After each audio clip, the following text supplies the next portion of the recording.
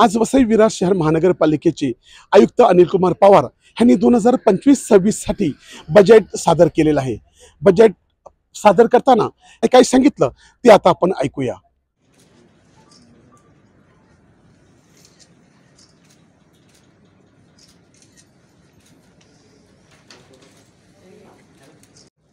आज मला अतिरिक्त आयुक्त श्री हेरवाडे यांनी प्रशासक म्हणून मला सादर केलेला आहे।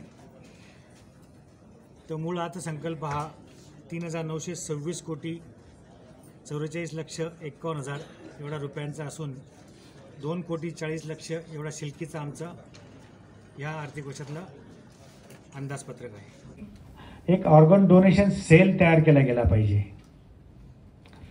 तर ऑर्गन डोनेशन सेल तयार झाला तर सर्वात दोनच बाबींचा आमच्यासाठी त्यांची विनंती होती की ज्या आपल्या ॲम्ब्युलन्सेस असतात त्या त्यांना उपलब्ध होतील, ज्या शिववाहिनी ज्या असतील त्या त्यांना वेळेवर तात्काळ उपलब्ध होतील आणि ते विनामूल्य होतील सगळ्या। तर ती विनंती आम्ही त्यांची मान्य केलेली आहे आणि इथे डेडिकेटेड स्टाफ मेडिकलमधला आणि नॉन मेडिकलमधला म्हणजे एखाद दुसरा डॉक्टर त्याला सहाय्य करणारे एखाद दोन अधिक कर्मचारी असं करून तो ऑर्गन डोनेशन सेल देखील आम्ही ठेवतो आहे। आणि ही मागणी जर आता आमचे बजेट प्रिपरेशन चालू असलेलं होतं, अंतिम टप्प्यातून ते ॲक्च्युअल टायपिंगला दिले गेलेलं असल्यामुळे आम्हाला ही 25 लाख रुपयाची जी रक्कम त्याच्याकरता आम्ही नक्की केलेली आहे त्या बजेटच्या अमाऊंटमध्ये खर्चामध्ये आलेली नाही आहे, पण ते आम्ही आता सुधारित पद्धतीने आम्ही ॲड करून घेणार आहोत। त्यामुळे याच्याकरता देखील 25 लाख रुपये आम्ही नक्की करतो आहे। त्याच्यानंतर आपलं DM पेटीट हॉस्पिटल आहे, त्याचं जे एक्सटेन्शन आहे 70 बेडेड आहे। तर 70 बेडेड हॉस्पिटलचं आता लोकार्पण आपल्याला आपल्या पदाधिकाऱ्यांचा जेव्हा वेळ मिळेल त्यावेळेस साधारणतः अधिवेशन संपल्यानंतर आपल्याला करता येईल। काय 5 संख्ये 60 माहीत ना, करता येईल ना। तर तो एक मुद्दा आहे। आणि त्याच्यानंतर यापूर्वीच्या इस्टिमेटमध्ये आपल्याकडे तिथं जे डॉक्टर्स जाणार आहेत, सर्व्हिस देणार आहेत, रेसिडेंट डॉक्टर, त्यांच्याकरता रहिवासाची व्यवस्था नव्हती। तर आम्ही वरती यामत 2 किंवा 3 बेडरूमचा एक फ्लॅट देखील तयार करून डॉक्टरांचं निवासस्थान देखील करणार, म्हणजे 24/7 आपल्याला त्या ठिकाणी डॉक्टर्स जे DM पेटीलमधल्या जुन्या खाटा आणि नवीन या 70 खाटा या सर्वांच्या रुग्णांना आपल्याला त्या ठिकाणी मदत होणार आहे। त्याच्यानंतर एक सर्वात महत्त्वाचं म्हणजे की आपल्याकडे इंडस्ट्रियल बेल्ट आहे, JLचं आहे, पापडीला आहे, वसईमध्ये आहे। तर या इंडस्ट्रियल बेल्टमध्ये जे कामगार आहेत त्यांच्या करता आपल्याला काही त्यांचा आजार पण डिटेक्ट करून घेण्यासाठी आपल्याला आपण पोर्टेबल एक्सरे मशीन्स आपल्याला प्राप्त झालेली आहेत। तर त्या ठिकाणी देखील हे पोर्टेबल मशीन्स एक्सरे मशीन्स ते घेऊन त्यांचं स्कॅनिंग करून घेण्याचा आमचा मानस आहे। म्हणजे एक इंडस्ट्री त्याच्या कंपनी आणि त्यातल्या कर्मचाऱ्यांचं एक्सरे स्कॅनिंग करणं हे आम्ही पोर्टेबल यंत्राच्याद्वारे करून घेण्याचं आमचं नक्की केलेलं आहे, जेणेकरून त्यांना जर काही आजार डिटेक्ट झाले तर त्यांना लाईन ऑफ ट्रीटमेंट नक्की करता येईल। तर अशा पद्धतीने साधारणतः आपल्याला कार्यवाही करायची आहे। आणि वैद्यकीय आरोग्य विभागामार्फत तसंच मी आपल्याला बायोमायनिंगचं सार्वजनिक आरोग्य विभागामार्फत जे काम होतं तेही सांगितलेलं आहे। त्याच्यानंतर आपल्याला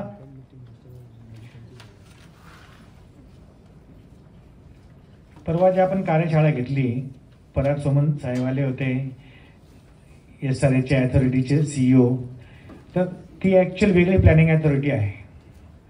तर त्या प्लॅनिंग अथॉरिटीला मदत आपण करण्यासाठी नागरिक ज्या काही बैठी घरं आहेत त्यांना SRAमध्ये जायचं आहे, ती स्कीम राबवायची आहे, तर त्यांचे काही कागदपत्र त्यांना प्रत्येक नागरिकांना त्यांचं दिवस बुडवूनच त्यांना तिकडे जावं लागेल।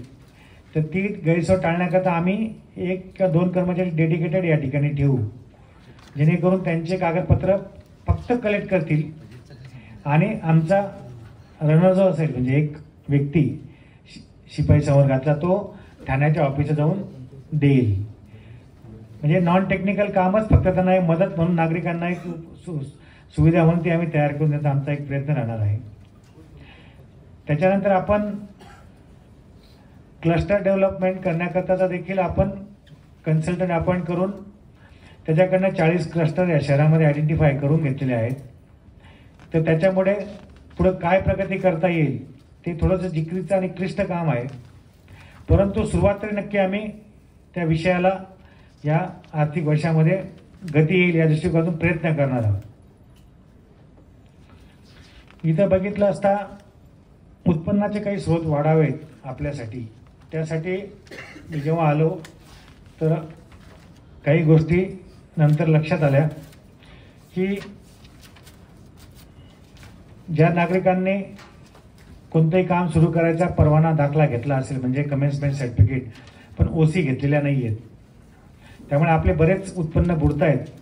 ते उत्पन्न बुडण्यामध्ये प्राधान्याने डेव्हलपमेंट चार्जेस असतील, प्रीमियम चार्जेस असतील, वॉटर सोर्स डेव्हलपमेंट चार्जेस असतील, अनदर ऑक्युपन्सी चार्जेस असतील, कंपाऊंडिंग चार्जेस असतील, अशा अनेक प्रकारच्या आपले चार्जेस बुडतात. किंबहुना त्या डेव्हलपर विकसक जो असेल त्याच्या मालकीच्या जागेतून काही आपले विकासाचे आरक्षण असतील तर ओसीला येताना आम्ही ते आरक्षण आमच्याकडे हँडओव्हर कर अशा आग्रह करतो. 3 महिन्याचा 6 महिन्याचा त्याला पिरियड देतो, त्यामुळे ते पण आरक्षण आपल्याला डेव्हलप व्हायला अडचण होते. त्यामुळे याच्याकरता आम्ही एक्सप्रेशन ऑफ इंटरेस्ट मागच्या आठवड्यामध्ये काढलेला आहे.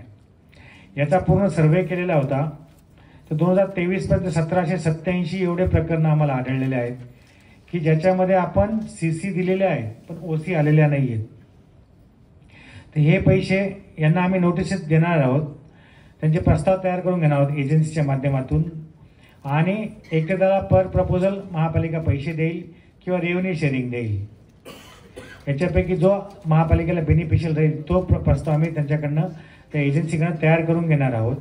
मग त्याच्यामध्ये आपल्याला बरेच गोष्टी सापडतील. चेंज ऑफ यूजसुद्धा सापडणार आहे, वाढीव जे बांधकाम केलेले आहे ते पण आपल्याला आढळणार आहे. आणि पण हा काही एका वर्षाचा कार्यक्रम राहणार नाही, हा साधारणतः पंचवार्षिक कार्यक्रम होऊ शकतो. कारण की एक प्रपोजल बनवणं, त्याला नोटीस देणं, त्याला हिअरिंग देणं, त्याच्यानंतर त्याला त्याच्या आदेश करणं, त्याच्याकडनं रिकव्हरी करणं. पण तरी देखील आम्हाला असं अपेक्षित आहे की साधारणतः प्रत्येक वर्षी एक साधारणतः 90-100 कोटी रुपयाचा महसूल आम्हाला याच्यातून वेगळा प्राप्त होईल, जेणेकरून तो आपल्याला विकास कामांसाठी वापरता येईल. त्याच्यानंतर ज्यांना आपण बांधकाम पूर्ण झाल्याचा दाखला दिलेला आहे तर यांचं देखील व्हेरिफिकेशन करायचं आमचा मानस आहे. त्याचा सुद्धा स्वारस्याची अभिरुची म्हणजे एक्सप्रेशन ऑफ इंटरेस्ट काढायचं आमचं ठरलेलं आहे. ते येत्या 15 दिवसामध्ये, महिन्याभरामध्ये ते पण निघेल. ज्यांना OC दिले आहेत पण OC मिळाल्यानंतर त्यांनी जर काही बदल केलेले असतील, वाढीव बांधकामं केले असतील तर त्याच्यावर आपल्या कंपाऊंडिंग चार्जेस, प्रॉपर्टी टॅक्स, थोडे एरियाकरता 3 पट प्रॉपर्टी टॅक्स लावणं असेल, आणि रेग्युलाइज जर करता असेल तर रेग्युलायझेशनचे चार्जेस असतील ते घेणं आहे. या सगळ्या गोष्टी आपल्याला त्या ठिकाणी करता येतील. पण त्याचा अजून आम्ही एक्सप्रेशन ऑफ इंटरेस्ट काढलेला नाही, तो देखील आम्हाला या ठिकाणी काढायचा आहे.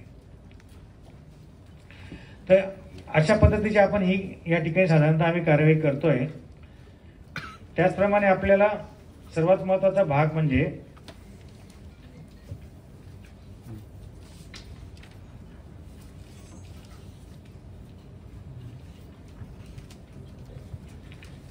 प्रॉपर्टी टॅक्स कुठं होतं.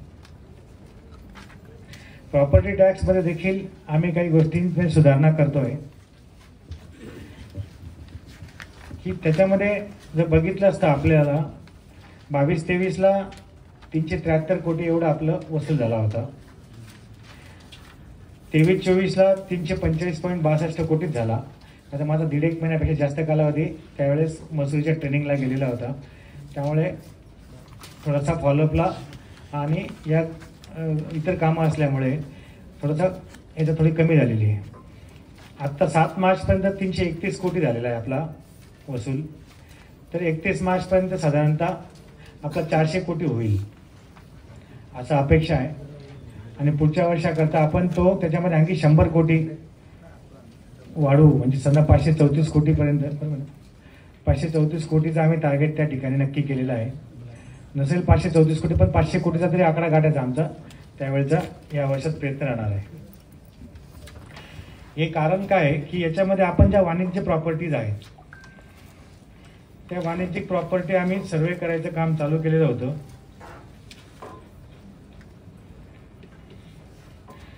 त्या वाणिज्यिक प्रॉपर्टीचा सर्वे या प्रॉपर्टीज आयडेंटिफाय केल्या होत्या.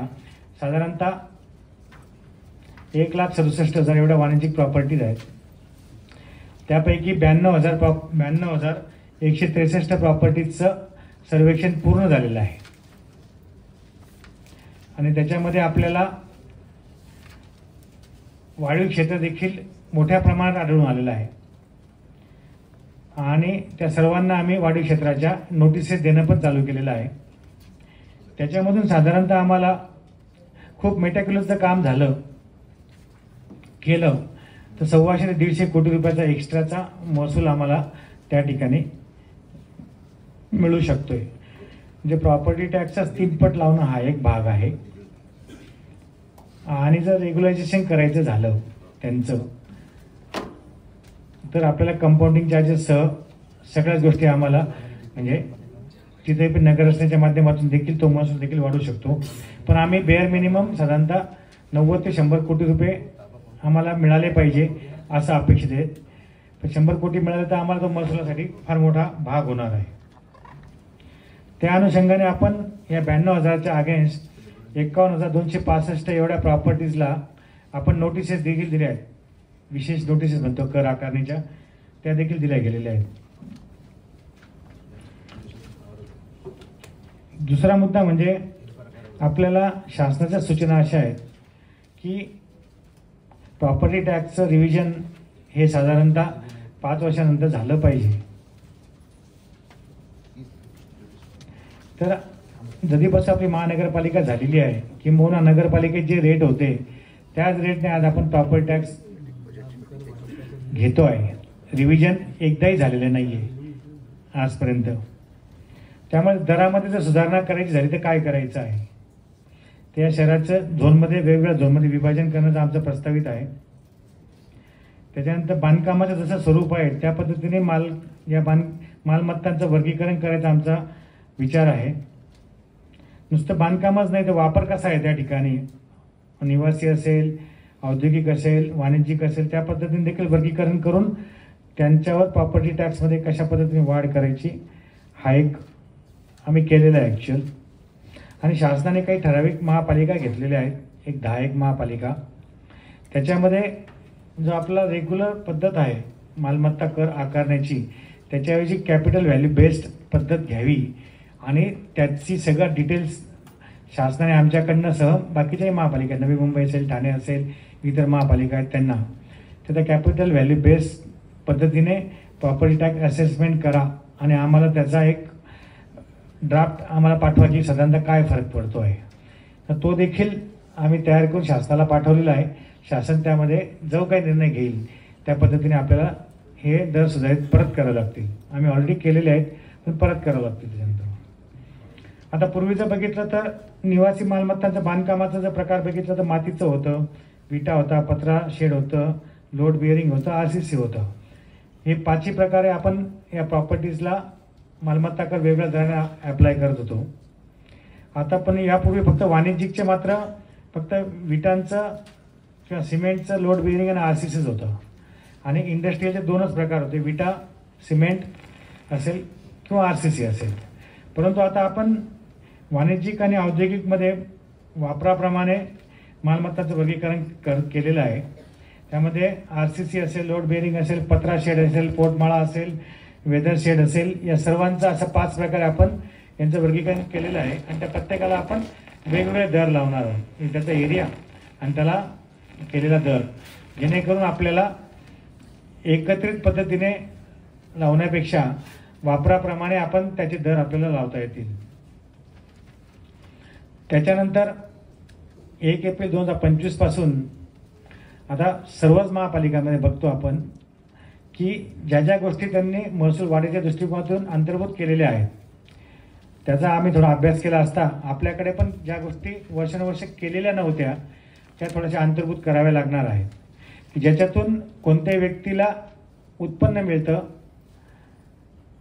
किंवा त्याची रोजीरोटी चालते तर त्या अनुषंगाने आपल्याला त्याने महापालिकेला देखील त्याचा प्रॉपर्टी टॅक्स दिला पाहिजे. तर जे काही खुले जागा आहेत ज्याचा वापर बाजारासाठी होतो, पार्किंगसाठी होतो किंवा इतर काही व्यवसायासाठी होतो, पण त्या जागा अनआयडेंटिफाईड आहेत आणि त्यांचा कोणत्याही पद्धतीने त्यांच्यावर कोणत्याही प्रकारचा चार्ज लावला जात नाही. तर तो देखील आम्ही ठराव करून ती कार्यवाही करणार आहोत. त्याच्यामध्ये खाजगी वाहनतळ आले, आठवडा बाजार आला, मोकळ्या जागावर जे लॉन्सवर लग्नाचे कार्यक्रम होतात, मेळावे होतात, जत्रा होतात, ते होतात. आणि प्लॅनिंगच्या दृष्टिकोनातून आम्ही एक आयडेंटिफाय केलेलं आहे की CC घेतल्यानंतर मला जो अनुभव आलेला आहे की 14 वर्ष मॅक्झिमम पिरियड जो बघितला आहे मी, 14 ते 15 वर्ष ते OCला येतात, तोपर्यंत अर्धवट करतात, विकून टाकतात, लोक राहायला जातात, प्रॉपर्टी टॅक्सला येत नाही. तोपर्यंत त्या जागेचा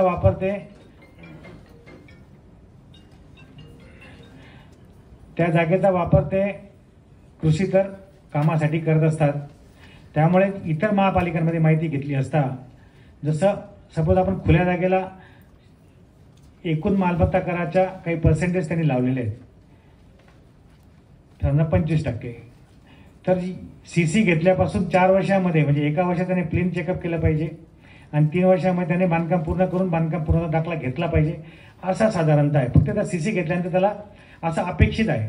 जसं प्लेन चेकअपला 1 वर्ष, पण कम्प्लिशनला काही त्याचा पिरियड नाही आहे, पण आम्ही त्यांना सांगतो की तुम्ही 4 वर्षामध्ये पूर्ण करा. तर या 4 वर्षासाठी CC घेतल्यापासून तर त्याला त्या प्रॉपर्टीच्या होणाऱ्या भूखंडाच्या खुल्या भूखंडाचा जो काही अमाऊंट असेल त्याच्या 25% प्रॉपर्टी टॅक्स लावण्याबाबतचा आम्ही तो प्रशासकीय ठराव घेण्याचा आमचा मुद्दा आहे. जेणेकरून ह्या काही थोड्याफार उपाययोजना केल्या तर 75 कोटी रुपये तरी आपल्याला प्रॉपर्टी टॅक्स वाढून जाईल. हे सांगायचं कारण असं आहे की आपण ज्या काय आता सेंट्रलच्या स्टेटच्या फ्लॅगशिप प्रोग्राम घेतो आहे, त्याच्यामध्ये सर्वात महत्त्वाचा म्हणजे पाणी पुरवठ्याचा आहे आणि सिवरेज ट्रीटमेंट प्लांटचा आहे. तिसरा मुद्दा म्हणजे बायोमायनिंगचा आहे. चौथा मुद्दा म्हणजे कन्स्ट्रक्शन अँड डिमोलिशन वेस्टचा आहे. 5वा मुद्दा म्हणजे आपलं जे ओलं वेट वेस्ट आहे त्याच्यावरचा प्रक्रियेचा विषय आहे. अशा सर्वांना आपल्याला महापालिकेला मोठ्या प्रमाणात खर्च करावा लागतो. तर त्यासाठी देखील आपल्याला उत्पन्न कसं थोडंफार वाढवता येईल या अनुषंगाने प्रयत्न करण्यासाठी आम्ही काही उपाययोजना करतो आहे. त्याचाच भाग जर सांगायचा झाला आपल्याला,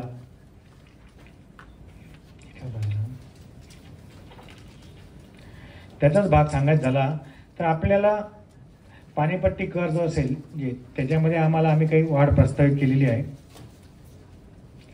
त्याच्यानंतर जलस्रोत विकास आकार असेल, नळ जोडणीचा आणि खोदाईचा जो एकदम बेअर मिनिमम आहे.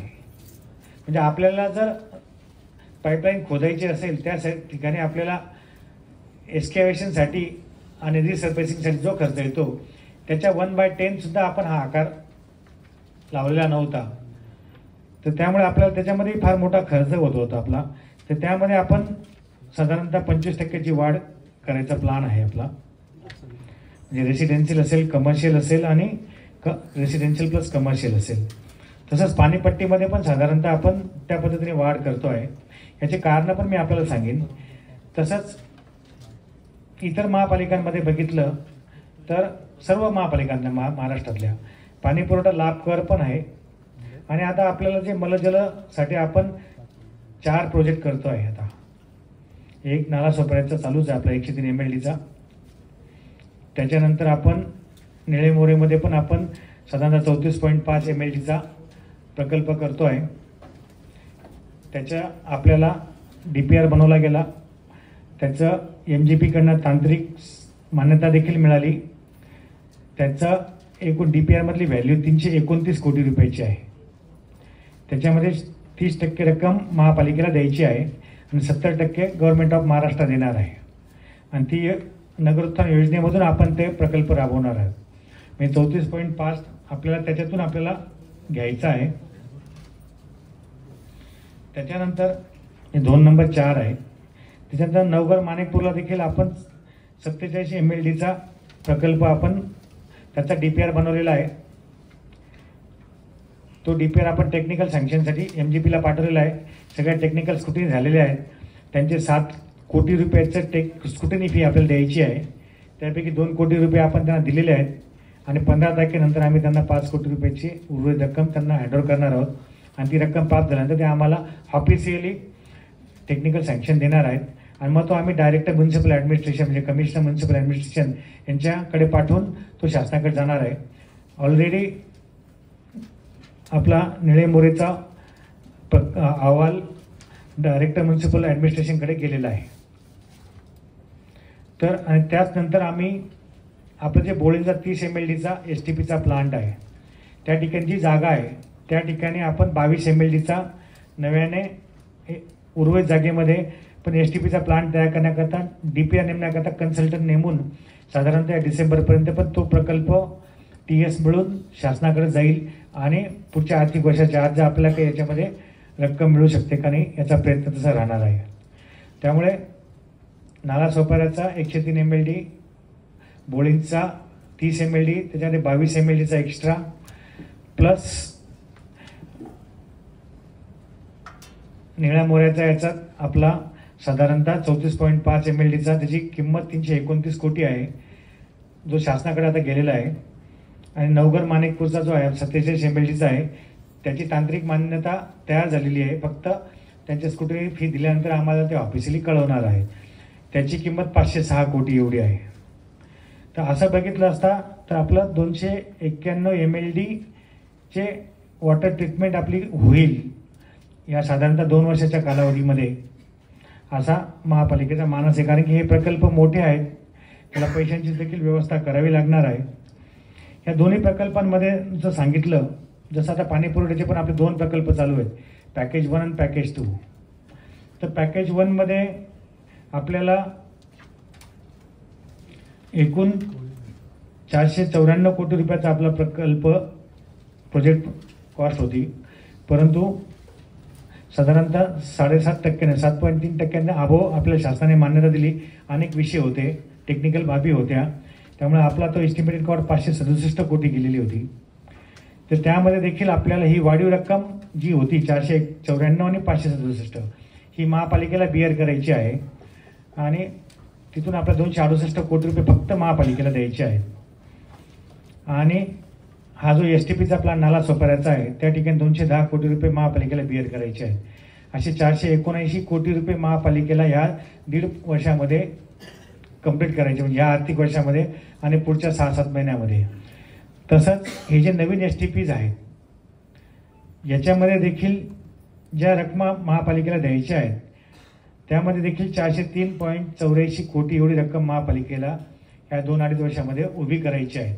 त्यामुळे या 403 पैकी देखील आपल्याला एक 50% 40 ते 50% रक्कम आपल्याला उभारायची आहे आणि वरच्या 479 मध्ये देखील 50% रक्कम तरी आपल्याला उभारायची आहे.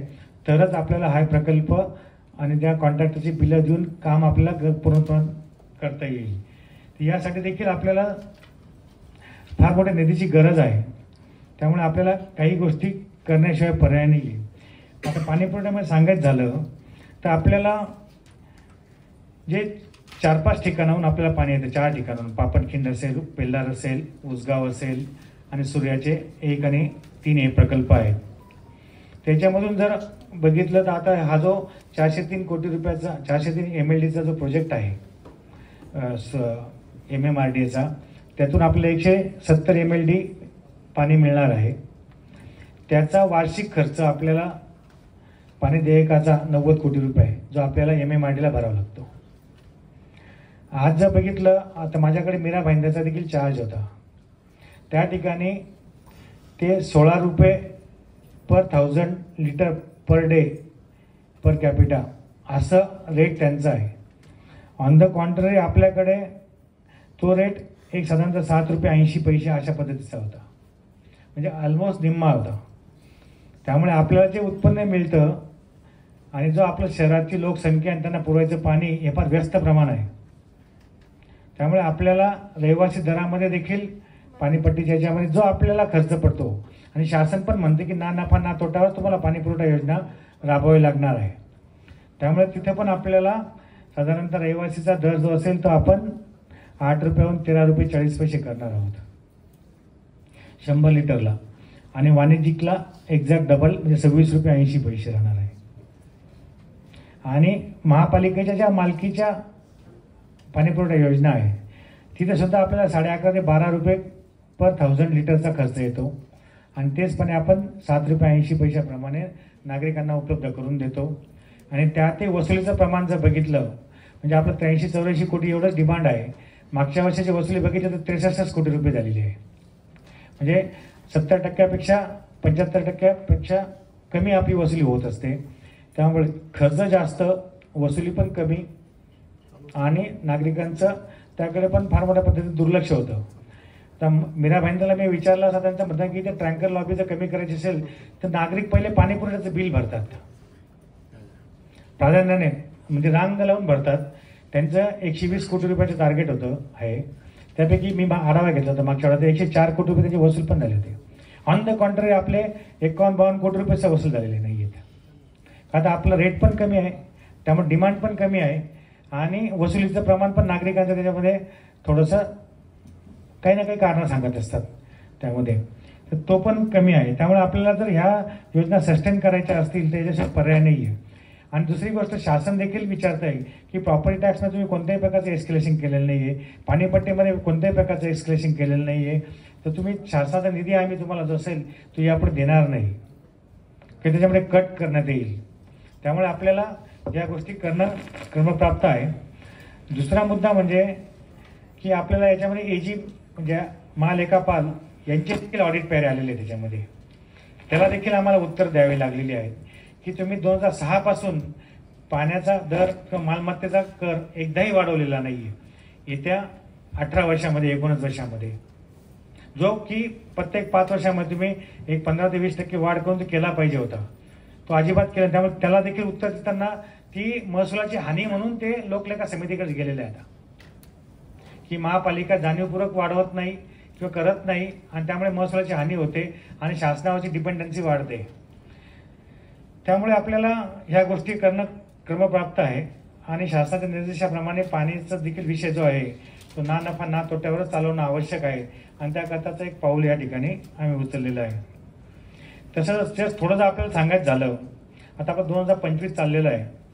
2025मध्ये आपली 402 MLD एवढी आपली पाण्याची रिक्वायरमेंट आहे. त्याच्या अगेन्स्ट आपल्याला 400 MLD इतका पाणी पुरवठा होत असतो. म्हणजे आपला जो तफावत आहे ती मामूली तसं म्हटलं तर, पण डिस्ट्रीब्युशनमध्ये बऱ्याच अडचणी आहेत, लॉसेस होतात. त्यामुळे आपल्याला 10 ते 15% लॉसेस जरी पकडले आपण तरी आपल्याकडे ॲक्च्युअल पोहोचणारं पाणी 380 MLD वगैरे येत असेल, बरोबर ना. पण आता आपण पुढच्या 5 वर्ष पंचवार्षिकचं जरी घेतलं 2031ला आपली डिमांड साधारणतः 532 MLD एवढी होणार आहे. म्हणजे आपल्याला 132 MLDचं आपलं डेफिशिट राहणार आहे. त्यामुळे आपल्याला हे जे आपले पॅकेज 1 आणि पॅकेज 2चे कामं आहेत ते पूर्ण करायला लागतील, तरच आपल्याला सूर्या प्रकल्पातलं जे 170 MLD पाणी आहे ते पूर्ण क्षमतेने उचलता येणार आहे. आणि जर पूर्ण क्षमतेने उचललं, आज आपण 130-135 MLD उचलतो, 90 कोटी रुपये आपण वॉटर चार्ज देतो. जर 170 MLD उचलला तर आपल्याला 130 कोटी रुपये आपल्याला वॉटर चार्ज द्यावा लागणार आहे. त्यामुळे आपल्याला या नदीच्या 2-3 वर्षामध्ये हे सिवरेजचे देखील कामं पूर्ण करायची 2 वर्षामध्ये. आम्ही त्याला 1.5 वर्षाचाच पिरियड दिलेला आहे, परंतु कोणत्याही क्रायसिसमध्ये एक साधारणतः डिसेंबर 26 पर्यंत पूर्ण करण्याचं मानस आहे याच्यामध्ये. म्हणजे हा आर्थिक वर्ष पूर्ण वापरायचा आहे आणि पुढचे 5-6 महिने सेम पॅकेज 1 पॅकेज 2 पाणी पुरवठा तसंच पद्धतीने आम्हाला काम पूर्ण करायचं आहे. अशा पद्धतीने पाणी पुरवठ्यामध्ये देखील आम्हाला ही कार्यवाही कंप्लीट करायची आहे, आणि सिवरेज ट्रीटमेंट प्लांटमधली पण आम्हाला ही कार्यवाही पूर्ण करायची आहे. कारण की याच्यामध्ये सिवरेज ट्रीटमेंट प्लांट आणि सॉलिड वेस्ट ह्या 2 गोष्टींमध्ये महापालिकेने कोणत्याही प्रकारचं सकारात्मक पावलं न उचलल्यामुळे NGTने 2 प्रकारचे दंड केलेले आहेत. सॉलिड वेस्टमधलं जे आपला घनकचरा कमी उचलला जातो किंवा अस्वच्छता शहरामध्ये असते म्हणून 10 लाख रुपये पर मंथचा त्यांनी आपल्याला दंड केलेला आहे. आणि पाण्यासाठी 10 पैसे पर डे पर LPCD एवढा आपल्याला त्यांनी दंड केलेला आहे. त्याच्या अगेन्स्ट आपण सुप्रीम कोर्टामध्ये गेलेलो आहोत आणि सुप्रीम कोर्टालाच आपण ॲफिडेविट केलेलं होतं. ही बाब थोडीशी बजेटच्या व्यतिरिक्त आहे, पण सगळे पत्रकार बंधू त्यांना सांगणं आवश्यक आहे तर ह्या STPचा आपल्याला का सगळ्या गोष्टींची आवश्यकता आहे आणि आम्ही त्यासाठी कोणते कोणते प्रयत्न करतो आहे.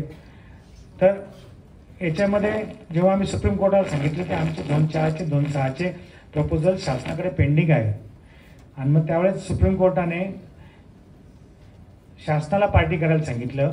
आमची जी प्लेंट होती ती बजवायला लावली शासनाला आणि शासनाच्या वतीने प्रिन्सिपल सेक्रेटरींना ऑनलाईन उपस्थित राहायला सांगितलं आणि त्यांना फक्त एवढंच विचारलं की तुम्ही महापालिकेकडे एवढे पैसे राहणारच नाही आहेत. एक तर महापालिकेने कोणत्याही प्रकारच्या वाढ केलेल्या नाहीत, प्रॉपर्टी टॅक्समध्ये असेल की वॉटर टॅक्समध्ये असेल, तर उत्पन्नाचे सोर्स त्यांचे लिमिटेड आहे. तर तुम्ही फक्त मला एकच माहीत पाहिजे की तुम्ही महापालिकेला तुमचा हिस्सा कधीपर्यंत उपलब्ध करून देणार आहात आणि महापालिकेने सांगावं की तुम्ही तुमचा 30% काय जो हिस्सा असेल तुम्ही तेवढे कॅपेबल आहात का. तर याच्यामध्ये सुरुवातीला थोडंसं नरोवा कुंजरोवा सारखं म्हणजे थोडंसं ॲफिडेविट असं दिलं गेलं होतं की अमृत 2 ही योजना पूर्ण झालेली आहे, त्यामुळे आता नवीन जी काही योजना येईल त्यावेळेस शासन नक्की विचार करेल अशा पद्धतीचं. आणि ही गोष्ट खरी आहे, अमृत 2 आपली 56,000 कोटी रुपयांची योजना जी होती महाराष्ट्राची ती पूर्ण झालेलीच आहे. वेगवेगळ्या महापालिका नगरपालिकामध्ये कामं चालू आहेत, परंतु आता त्याच्यावर कोर्ट चिडलं होतं फार आणि कोर्टाने स्पष्ट सांगितलं की हे आम्हाला माहीत नाही, शासनाने असं म्हणण्याचं कारण नाही आहे, तर पुढच्या वेळेस प्रिन्सिपल सेक्रेटरीने उपस्थित राहून सांगावं की तुमची काय भूमिका आहे. मग त्यावेळेस त्यांनी कोर्टाने त्यांना प्रश्न विचारून परत त्यांना ॲफिडेविट फाईल करायला लावलं. तर आता परत 3 मार्चला तारीख होती, आम्ही पण त्याच्या उपस्थित होतो.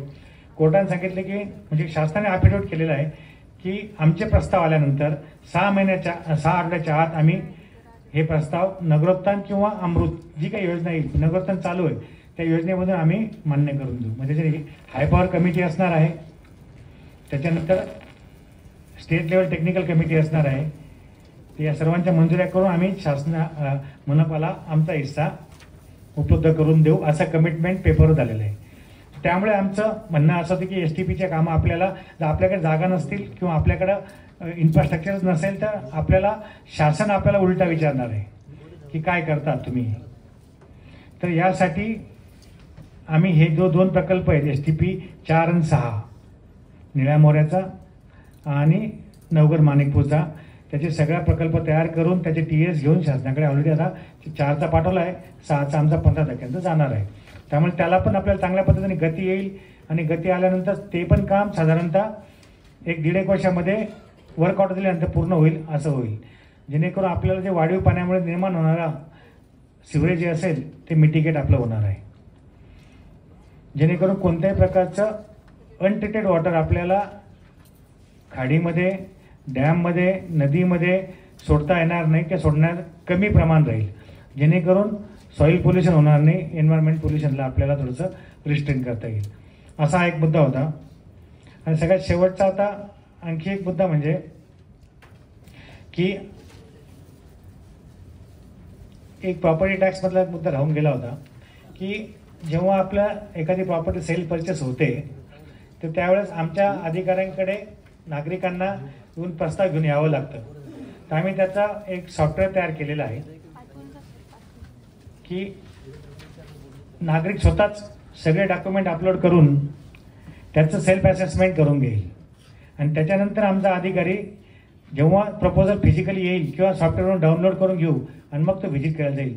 त्यामुळे नागरिकांसाठी सेल्फ असेसमेंटचं प्रपोजल, प्रॉपर्टी टॅक्स असेसमेंट ही संकल्पना देखील आम्ही या ठिकाणी आणतो आहे आणि जेणेकरून नागरिकांना त्याच्यामध्ये थोडी मदत होण्याचा प्रश्न येईल आणि ज्यांना कार्यबाहुल्यामुळे त्या नागरिकांना स्वतः येता येत नाही तर त्यांची ही अडचण दूर करायचा प्रयत्न आहे. जे अशिक्षित आहेत, ज्यांना कम्प्युटरचा इलिटरेट आहेत, त्यांच्यासाठी देखील आपण जे केंद्र आहेत, सेतू केंद्र असतील किंवा काय असतील, तर त्यांच्याकडे मामूली शुल्क घेऊन त्यांनी ते अपलोड करून द्यावं अशा देखील सूचना प्राप्त देणार आहोत आम्ही.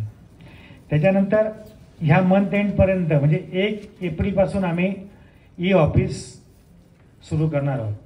म्हणजे फिजिकल फाईल्सचं प्रमाण कमी करून डिजिटल स्वरूपामध्ये सगळ्या फाईल्स आमच्याकडे येतील. त्यासाठी आपल्याकडे साधारणतः 232 एवढे, बरोबर आहे ना ते संख्या, एवढ्या कर्मचाऱ्यांच्या आम्ही ईमेल NIC कडनं परवाच अप्रूव्ह करून घेतले आणि त्याच्यानंतर आम्हाला फक्त काय त्यांचे ॲक्सेस पाहिजे आहेत, लोकल ॲक्सेस ना, तर ते आम्हाला आज उद्याकडे प्राप्त होतील. त्याच्यानंतर आम्ही पुढच्या वेळेमध्ये त्यांना ट्रेनिंग देणार आहोत, हँड्स ऑन ट्रेनिंग सर्वांना. आणि त्याच्यानंतर 1 एप्रिल किंवा एप्रिलच्या पहिल्या आठवड्यापासूनच हे आम्ही ई ऑफिस चालू करायचा आमचा प्रयत्न राहणार आहे. म्हणजे सगळ्या ऑलमोस्ट रजेच्या असतील, सँक्शनच्या असतील, ठरावाच्या असतील, सगळ्या फाईल्स आपल्या ई ऑफिसच्या माध्यमातून येतील. त्याचं एकच राहणार आहे की कोणाकडे किती दिवस पेंडन्सी राहील, ती पेंडन्सी वर्कआउट होऊन येते. त्यामुळे आपल्याला ते पण माहीत होणार आहे. किंबहुना जर अधिकाऱ्याला काही गोष्टी फक्त HODलाच सांगायच्या असतील तर येलो नोट आणि ब्ल्यू नोट असा प्रकार आहे. तर येलो नोटमध्ये अधिकाऱ्याला लिहिलं वरिष्ठाने तिथे फक्त ते HODलाच ते फक्त व्ह्यू होणार आहे, आणि ब्ल्यू नोट असेल तर त्या लिपिकापासून सर्वांना व्ह्यू होणार आहे. तर ह्या गोष्टी देखील आम्हाला ह्या गोष्टी 1 एप्रिलमध्ये, फर्स्ट वीक ऑफ एप्रिलपासून प्राधान्याने चालूच करायच्या आहेत. म्हणजे सगळेच विभाग जरी नाही चालू तर जेवढे विभाग आहेत त्याच्यापैकी 70-80% विभाग याच्यामध्ये चांगले चालू होतील. आणि थोडा सुरुवातीला त्यांना स्ट्रगल होईल, वापरायला अडचण होईल, तर महिन्या 2 महिन्यामध्ये 3 महिन्यामध्ये याच्यामध्ये चांगल्या पद्धतीचं आपल्याला यश मिळेल अशी अपेक्षा आहे. दिव्यांगांसाठी सुद्धा आम्ही एक सर्वात महत्त्वाचा उपक्रम घेतो आहे की बऱ्याच वेळा त्यांना वार्षिक स्वरूपामध्ये हायतीचा दाखला द्यावा लागतो. तर त्यासाठी देखील एक सॉफ्टवेअर तयार केले आहे, त्याचं टेस्टिंग पण झालेलं आहे, त्याचं फक्त प्रेझेंटेशन द्यायचं आहे. तर त्या दिव्यांग बंधूंच्या काही ज्या संघटना असतील त्यांना देखील आम्ही देणार आहोत. त्यांच्या काही सूचना असतील तर त्या पण आम्ही ऐकून घेणार आहोत, जेणेकरून तो त्याचा फोटो अपलोड करेल आणि तो तिथं म्हणेल की मी हयात आहे. म्हणजे ते त्याचं सेल्फ सर्टिफिकेशन असतं, त्याला इथे येण्याची गरज राहणार नाही. किंबहुना नवीन दिव्यांग आपल्या शहरामध्ये आले राहण्याकरता आणि त्यांना एनरोल करायचं असेल, कारण ते 2900पेक्षा जास्त दिव्यांग आपल्या शहरामध्ये आहेत, त्यांना आपण दिव्यांगाच्या प्रमाणाप्रमाणे आपण त्यांना एक मानधन का त्यांचं चरित्रासाठी थोडीफार मदत करतो अल्पशी. तर त्यांना ॲप्लिकेशन जर करायचं असेल तर त्या सॉफ्टवेअरच्या माध्यमातून देखील करता येईल, त्यांना ऑफिसला येण्याची गरज राहणार नाही. ते पण आमचा एक साधारणतः एप्रिल महिन्यामध्ये होईल ना समीर? मी कमिटमेंट करतोय. हो सर, 100%. तर एप्रिल महिन्यापर्यंत मध्ये आम्ही ते कंप्लीट करायचा आमचा मानस आहे. हे काही विषय आपले या ठिकाणचे होते. तर फक्त आता तुम्हाला मी 24-25मध्ये आमच्या जमा रकमा कशा होत्या आणि 25-26मध्ये आमचा साधारणतः अपेक्षा काय आहे 25-26मध्ये सांगतोय. मालमत्ता कर साधारणतः 421 कोटी रुपये होता, त्याच्या अगेन्स्ट यावर्षी 400 कोटी पोहोचू आणि या महिन्याचं टार्गेट 80 कोटी रुपयाचं आहे आमचं. काय समीर, बरोबर आहे ना? तर व्हायला पाहिजे, 400 कोटीपेक्षा जास्त जायला पाहिजे अशा अपेक्षा आहे. हा थोडासा 15-20 कोटी रुपयाचा डेफिसिट पडू शकतो. त्यामुळे नेक्स्ट इयरला आम्ही शासनाच्या सूचना अशा आहेत की तुमच्या मागच्या वर्षाच्या टार्गेटचे 20% तरी ॲड केलं पाहिजे आणि ते वाढवला पाहिजे. त्यामुळे असाही 500 कोटी आम्हाला शासनाच्या सूचनेप्रमाणे करायचंच भाग आहे. आम्ही यावेळी 534 कोटी 29 लक्ष एवढं टार्गेट ठेवलेलं आहे. मग अशा वेगवेगळे जे माध्यमे आपल्याला सांगितले, थोडीफार वाढ करतोय 25%, बाकीचे इतर थोडी वाढ करतोय, तर त्याच्यातून आम्हाला एक 70 ते 80 कोटी रुपये एक्स्ट्रा मिळतील. मग आम्ही साधारणतः या वर्षा इतके 401 कोटीमध्ये 10% जरी वाढले, 440-445 केले पुढच्या वर्षी, प्लस हे 70 कोटी रुपये एक्स्ट्रा मिळतं, 510-520 कोटी पण जातील. 10-12 कोटी रुपयाचा गॅप फार फार तर राहू शकेल. LBT बंद करायच्या शासनाच्या सूचना आहेत, लेखी पत्र तसं आलेलं आहे. पण आम्ही गव्हर्नमेंटला लिहिलं आहे की आमच्याकडे LBTचे अनेक प्रकरणं पेंडिंग आहेत. 2016ला जेव्हा आपला बंद झाला असेल पण त्यावेळी विवरणपत्र दाखल न केल्याची संख्या लाखभरापेक्षा जास्त आहे. त्यामुळे त्याने बेसिक टॅक्ससुद्धा भरलेला नाही आहे, तो इव्हेड केलेला आहे. आम्ही गव्हर्नमेंटला लिहिलं की याच्यावर आमचे 100 कोटी रुपयेपेक्षा जास्त आम्हाला मिळू शकतात. तर ॲटलिस्ट बेसिक टॅक्स त्यांचा आम्हाला घेण्याची मुभा द्यावी आणि शासनाने त्यांच्या सर्व दंड आणि व्याज माफ करायची अभय योजना लागू जर केली तर नागरिक पटापट येऊन भरतील आणि महापालिकेला देखील फायदा होईल त्याचा. तर त्याच्यामध्ये यावर्षी आम्हाला 16 कोटी रुपये आत्तापर्यंत मिळालेले आहेत, मागच्या वर्षी मिळाले आहेत. यावर्षी आता जो आता 24-25चा 16 कोटी रुपये आम्हाला प्राप्त होतील मार्चपर्यंत, एंडिंगपर्यंत. त्यात आणखी थोडीफार 1-2 कोटी रुपयाची वाढ नक्कीच होईल. पण पुढच्या वर्षी आता हे शासनाने बंद केल्याचं जेव्हा जाहीर होतं, नागरिकांची मानसिकता बदलते. परंतु ज्यांना कुठं ना कुठं अडचण येत असते की टॅक्सेशनची, कर्ज घेतानाची, नोटिसेसची, इतर आकार त्यांच्या प्रॉपर्टीवर नोंदवल्याची, त्यामुळे त्यांना पुढच्या गोष्टीने अडचण होते. असं लोक नक्की येऊन स्वतःहून भरतील. त्यामुळे बेअर मिनिमम आम्ही 10 कोटी 12-1 लाख साधारणतः इष्टांक त्या ठिकाणी ठेवला आहे. नगररचनामध्ये मागच्या वर्षी 249 कोटी रुपये वसूल झाले होते. त्याच्या अगोदर 360 कोटी वसूल झाले होते. पण यावेळेस कमी होण्याचं कारण असं होतं की बऱ्याच लोकांनी चेक दिलेले होते. आम्ही चेक घेतले नाही, कारण ते बाउन्स झाल्यानंतर त्याला फार मोठी प्रोसेस आहे. एक तर बाउन्स झाल्यानंतर आपण 50,000 रुपये दंड लावून ते परत रिव्हॅलिडेट करता येईल असं आपलं धोरण नव्हतं. नसेल तर मग आपल्याला ते कायद्याप्रमाणे 143 सेक्शनप्रमाणे आपल्याला त्यांना नोटीस देणं महिन्याची, त्यांना परत संधी देणं, मग दिवाणी कोर्टात जाणं, त्यांच्याकडनं गुन्हा दाखल करायची परवानगी घेणं, मग फौजदारी गुन्हे असे चालू होणं, या सगळ्या गोष्टी फार वेळ लागतो, पण वसुली होत नाही. त्यामुळे आता आम्ही ते पण धोरण करायचा आमचा विचार आहे. चेक जर बाउन्स झाला तर ही प्रोसिजर करण्याच्या एक लमसम दंड ठेवायचा आणि त्याला परत महिन्याभराच्या आत ते भरण्याची संधी द्यायची. असा साधारणतः आमचा या ठिकाणचा विषय आहे. तर यावर्षी आम्ही साधारणतः 359.55 कोटी असे पकडलेले आहेत. आणि ज्यांनी CC घेतल्या, पण OC घेतल्या, त्याच्यात 75 कोटी मिळतील ते याच्यात ॲड केलेले आहेत आम्ही. म्हणजे 360 कोटीपर्यंत आम्हाला पुढच्या वर्षी मिळाले पाहिजे. अग्निशमनमधून 38.17 कोटी मिळाले, साधारणतः 40 कोटीपर्यंत जाईल. त्याच्यामध्ये आम्हाला 60 कोटीपर्यंत पुढच्या वर्षीसाठी अपेक्षा आहे. शहर स्वच्छता घनकचरा व्यवस्थापनामध्ये सुद्धा आपल्याला प्लॅस्टिक जप्ती असेल, दंड असेल, नवीन शौचालयाचं अनुदान असेल, ते आम्ही गृहीत धरलेलं आहे. तर ते धरून यावर्षी 25-26ला 139 कोटी रुपये जमा व्हायला पाहिजे असं अपेक्षित आहे. त्याच्यानंतर वृक्ष प्राधिकरणाबाबतीमध्ये बऱ्याच वेळा काय होतं की आपण वृक्षांचं जेवढं वय असतं त्या पद्धतीने तेवढे झाडं लावायला लावतो, पण ती झाडं लावली का नाही, त्यांची मॉर्टॅलिटी किती झाली, जगले किती, याची पाण्याची व्यवस्था नाही आहे. आता 2च माळे आमच्याकडे आहेत, तेवढ्या 380 स्क्वेअर किलोमीटरमध्ये फिरू शकत नाही आहेत, फिजिकल कन्स्ट्रेंट आहेत. त्यामुळे मी नाशिक महापालिकेचं माहिती घेतली होती. तर ते एक तर वृक्षनिधी कंपल्सरी करतात, तुम्ही वृक्षनिधी भरा आणि महापालिका जागोजागी वृक्ष लावेल, हा एक भाग. आणि ज्यांना वाटतं की मला वृक्षनिधी नाही भरायचा, परंतु मी त्या झाडांच्या संख्येप्रमाणे, वयाच्या संख्येप्रमाणे आम्ही झाडं लावतो, तर त्यांच्याकडे त्यांची फार चांगली पद्धत आहे. ते 7 वर्षाकरता जेवढा वृक्षनिधी असतो त्याच्या 25% डिपॉझिट घेतात. 7 वर्ष ते बिनव्याजी ते आपल्याकडे ठेवतात आणि त्याने जर वृक्ष तेवढे जगवले, लावले, तर त्याला ते परत देतात.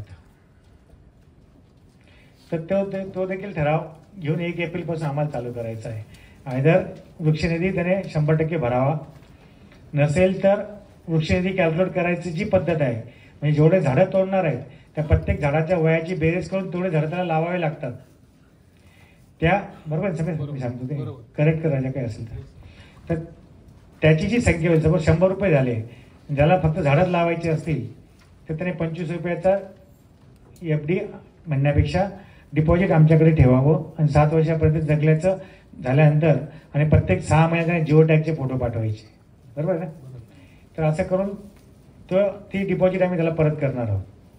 हा एक म्हणजे आम्हाला वृक्षनिधीमध्ये चांगल्या पद्धतीने, कारण की नाशिकचं बघितलं तर आपल्यापेक्षा कमी बजेट आहे, एरिया पण कमी आहे, पण त्यांचा वृक्षनिधी 150 कोटी रुपये आहे. ह्या जागेत आपला 16 कोटी रुपये आहे.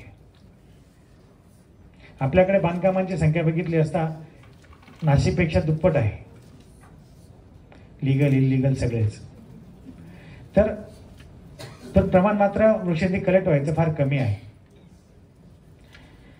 आता सुप्रीम कोर्टाने 17 डिसेंबरला तो पण माझ्या डोक्यात आला विषय, पण तुम्ही त्यांना टाळला, की जे अनधिकृत बांधकाम आहेत त्यांना पाणी द्यायचं नाही आहे, की त्यांना कनेक्शन मंजूर करायचे नाही आहेत, इलेक्ट्रिसिटी द्यायची नाही आहे, आणि त्यांचं मलजल जे असेल ते कोणत्याच ड्रेनेजला जोडून घ्यायचं नाही आहे, आणि अशी अनेक कामं ते झाले. पण ज्या काही अनधिकृत बांधकामांना आपण कनेक्शन दिलेली आहेत, आता हे काय होतं की आपण जेव्हा एखाद्या बिल्डिंगला परमिशन देतो त्याच्याकडनं वॉटर सोर्स डेव्हलपमेंट चार्जेस घेतो, म्हणजे त्या घरापर्यंत पाईपलाईन नेणं असेल, म्हणजे पॅकेज 1 आणि पॅकेज 2ला आपण जेवढा खर्च करतोय, 1000 कोटी खर्च करतोय, त्यापैकी आपल्याला 1 रुपया सुद्धा मिळत नाही आहे वॉटर सोर्स डेव्हलपमेंट चार्जेस. लोक काय म्हणतात, हे मी पाणीपट्टी भरलेली आहे. आणि आमच्या लोकांनी तसंच म्हणजे नागरिक त्याला कारणीभूत नाही, आमचे लोक कारणीभूत आहे. त्यांनीच पाणीपट्टी म्हटलं ते.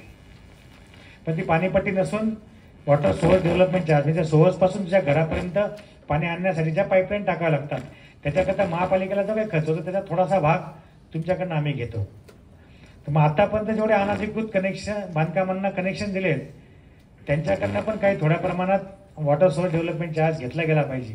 पुढच्यांना तर आम्ही पाणी देणारच नाही आहेत, पण ज्यांना मागं दिलेले आहेत त्यांच्या याद्या आमच्याकडे आहेत सगळ्या, त्यांचे प्रकरण आमच्याकडे, ते देखील असेसमेंट करायचा प्लॅन आहे.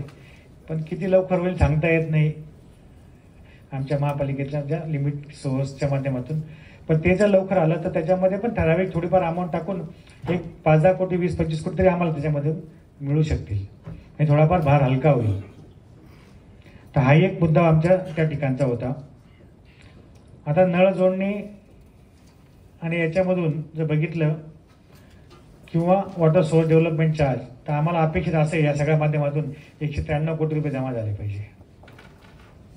आणि काही किरकोळ जमा होतात NOCच्या याच्या त्याच्या, त्या साधारणतः 169 कोटी जमा होतात. तर अशा पद्धतीने आता GSTचं जे आमचं अनुदान होतं ते मागच्या वर्षी साधारण 484 कोटी आलेलं होतं, येईल म्हणजे या वर्षात अजूनही आलेलं नाही. पहिल्या 5% पण ते यायचं, पण आता यावर्षी जरा इतर कामांमुळे लेट झालेलं आहे. तर पुढच्या वर्षी थोडी त्याच्यामध्ये वाढ होऊन 523.48 कोटीपर्यंत येईल असं अपेक्षित आहे. मुद्रांक शुल्काचं अनुदान देखील आम्हाला मागच्या वर्षी या आर्थिक वर्षामध्ये 85 कोटीपर्यंत प्राप्त झालेलं आहे. ते पुढच्या वर्षी 95-10 कोटी रुपये वाढतील अशी अपेक्षा आहे. त्यामुळे आपल्याला भांडवली अनुदान एकूण 710 कोटीपर्यंत प्राप्त होईल अशी अपेक्षा आहे.